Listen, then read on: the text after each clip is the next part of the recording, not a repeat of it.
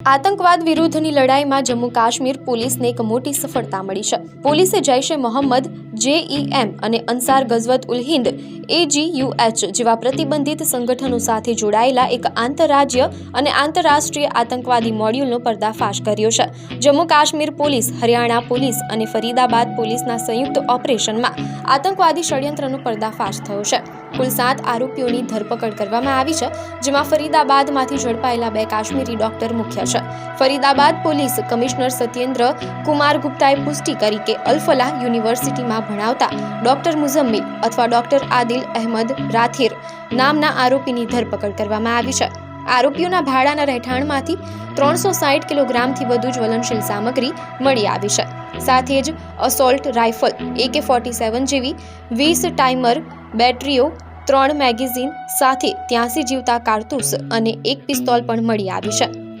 JNK પોલીસે જણાવ્યું કે આ મોડ્યુલ પાસેથી 2900 કિલોગ્રામ IED બનાવવાની સામગ્રી સહિત હથિયારો અને વિસ્ફોટકોનો વિશાળ જથ્થો જપ્ત કરાયો છે।